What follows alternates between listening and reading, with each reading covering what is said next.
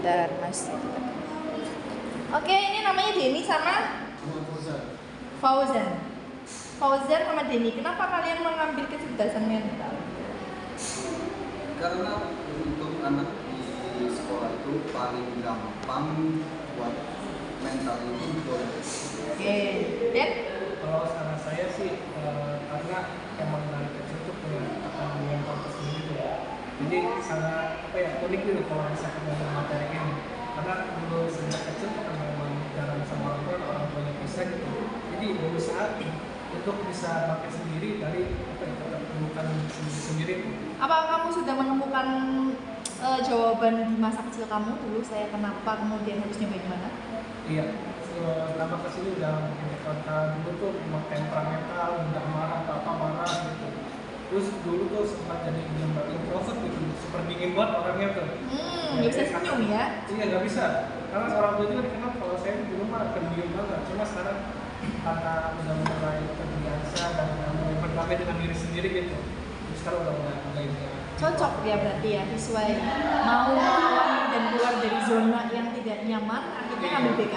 Iya, bahkan itu sempat apa ya, hampir masih SMP karena sekolahnya yang memang terkenal sekolah berandalan gitu ya. Sempat pengen ikut jadi berandalan dia karena sering dibully pas SMP-nya. Sekalian aja deh nakalnya. Iya, baru itu kan saya mau pindah dari Banten gitu masuk langsung ditonton ibu di depan guru. Hari pertama masuk itu, kok kaget saya kayak gitu. Semoga itu bisa mengobati dan bisa mencegah dari adik-adik kamu suatu saat kalau jadi guru BK ya, bisa menangani. Oke, silahkan Fauzan sama Denny, saya persilakan untuk menjelaskan apa yang kalian pahami terkait dengan kecerdasan mental. Sok, dari siapa dulu? Silakan Fauzan. Saya itu adalah Siapa dulu katanya Fauzan? Oh, Denny. jadi kecerdasan itu mencatatkan kemampuan dari seseorang itu untuk memecahkan suatu masalah.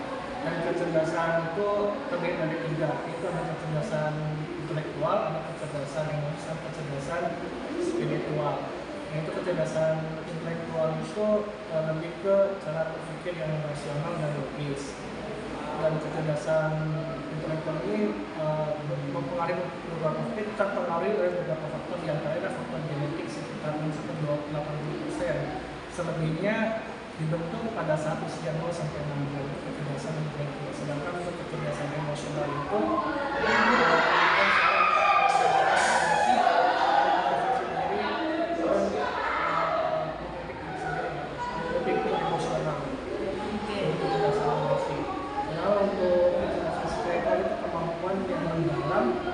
tentang makna kehidupan dan ya tetap pada kehidupan. Oke, silakan Fauzan. Yang paling dipahami dalam mental anak itu pada usia seperti SMP, TS ataupun ke bawah. Kalau SMA itu paling rawan dengan mental buat mereka melanjutkan ke jenjang yang lebih tinggi ataupun dari mental kepada teman-teman sebangku atau orang yang sering membuli kayak tadi cerita ini, itu akan menghancurkan mental dari seseorang tersebut. Banyak juga kasus yang sering saya lihat di bekas sekolah itu tadi mental anak itu down gara-gara pembulian di sekolah dari teman-temannya, dan juga memperbaiki mental itu sangat sulit, harus berbulan-bulan bahkan sampai bertahun-tahun.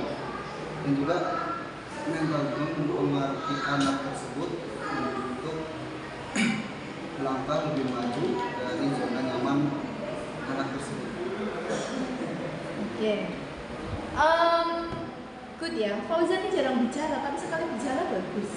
Kamu kalau di kelas lebih aktif lagi ya bicaranya ya. Bagus loh. Saya nggak tahu ya, makanya kenapa saya lebih tertarik untuk tes ujian lisan, supaya saya melihat kompetensi teman-teman yang berbicaranya diem, bukan berarti dia nggak mampu atau nggak bisa. Kayak Fauzan nih, saya lihat kalau di kelas diem terus di belakang, tapi sekali digali good juga ya pemikirannya. Jadi inti dari pemikirannya Fauzan itu yang saya ambil, awas nih, masa golden age masa usia anak di bawah SD atau MI itu adalah masa mentalnya sehat atau tidak menjelang remaja sampai dewasa, dan itu bahaya banget. Kamu tahu dari mana itu pemikiran saya? Saya itu di BK banyak banget. Oke. Di BK sekolah, di BK pendidikan. Mereka itu kuliah di ada yang kuliah IM dan Oh, suka diskusi ya? kebetulan sering ikut mengerjakan masalah. Good, apa namanya? Nama kumpulannya itu? BK apa ya, BK MTS masih lucu. Tuh, kan yang diem-diem ini diajak teman-temannya Fauzan. Tuh gitu tuh. Oke ya. Jadi seseorang menjadi korban bullying atau pelaku bullying itu tergantung dari pengalaman masa lalunya dia, didikan orang tuanya yang direkam. Apalagi kalian yang udah usia dewasa seperti ini, jangan-jangan orang tua kalian tuh duplikat kalian yang seperti ini dulu. Gitu loh. Pertanyaannya, bagaimana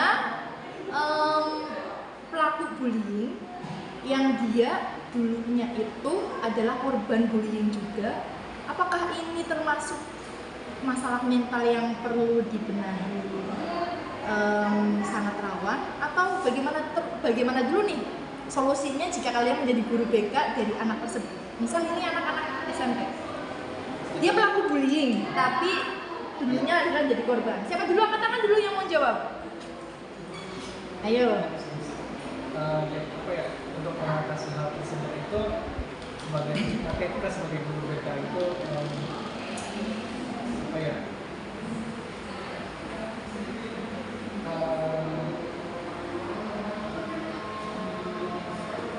lebih tahu ke anak lebih mencari tahu tentang kondisi tersebut seperti bagaimana dia di sekolahnya, bagaimana dia orang di rumahnya itu seperti apa, mengapa dia melakukan hal tersebut itu, apakah karena membakar sakit hati, apa dia memang tidak bisa mengendalikan apa ya emosionalnya dia, karena dia punya dibully. Saya juga pernah dibully sebelum dibully, dan saya juga ingin melakukan apa yang pernah saya rasakan karena saya dibully. Kemudian pada saat saya kelas 8 SMP juga pernah berpikir untuk melakukan pembulian tersebut kepada anak saya juga.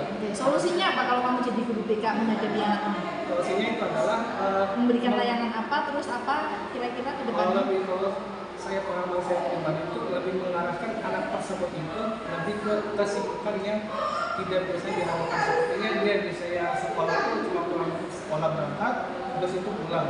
Kita arahkan anak tersebut, kamu ikut ekstrakurikuler ini, misalkan apa yang kamu suka, basket, voli, ataupun misalkan kalau saya itu pramuka. Karena diarahkan hal tersebut, sehingga niat saya yang dulunya awal ingin melakukan hal tersebut karena saya juga pernah dibully, jadi teralihkan karena di dalam kegiatan tersebut itu membangun mental saya untuk menjadi lebih baik. Yang awalnya saya tidak berani maju ke depan sampai akhirnya bisa maju ke depan. Dari awal tidak bisa mengekspresikan diri sehingga bisa mengekspresikan diri. Itu cara yang paling etis menurut saya untuk lebih mengalihkan kegiatan siswa yang sekiranya berawal pengen membuli sehingga tidak ada niatan kembali untuk melakukan pembulian. Oke, stop. Fauzan mau jawab? Boleh, silakan. Kalau menurut saya sih, kita lihat dari pembicaraan tersebut, kita konfisi kalau secara bahasa kita cek ke rumahnya apakah dia dapat perhatian lebih atau enggak dari orang tuanya, lalu kita ambil untuk dimediasi terlebih dahulu selama beberapa bulan atau 1 bulan bersama. Nah setelah itu kita arahkanlah dia ke kelakuan yang agak lebih baik daripada membuli tersebut. Nah untuk anak yang sudah membulinya kita panggil juga atau kita mediasi lagi anak tersebut untuk tidak boleh membuli ke anak yang lain. Dan juga dalam pembulian itu tampak sering untuk kakak kelas ke adik kelasnya atau dari teman sebangku atau teman sekelasnya. Oke, pertanyaan terakhir. Apa yang kalian ketahui tentang bipolar? Itu salah satu masalah kecerdasan mental. Sebenarnya anak-anak ini Tapi yang kalian tahu tentang bipolar itu apa? Mungkin dari cerita teman kalian, atau kalian pernah mengalami sendiri, atau kalian pernah membaca atau pernah menonton itu. Bipolar. Bipolar. Skip. Pasti lebih sedikit soalnya untuk bipolar baru tahu istilah itu. Mungkin ada Kasus yang dialami Marsanda. Kasus yang dialami anaknya Deddy Corbuzier. Oh iya. Tahu? Siapa yang mau jawab? Fauzan? Silakan, ayo. Apa yang kamu tahu? Itu salah satu gangguan mental loh. Nah, untuk bipolar sendiri lebih banyak ke psikiater, mediasi psikiater tersebut, terus dengan bantuan obat juga ke rumah sakit dalam dosis tertentu. Lama penyembuhan bipolar itu tidak sebulan 2 bulan bahkan bertahun-tahun. Oke, good. Jadi bipolar itu ada ranknya. Ada yang rendah, sedang, berat.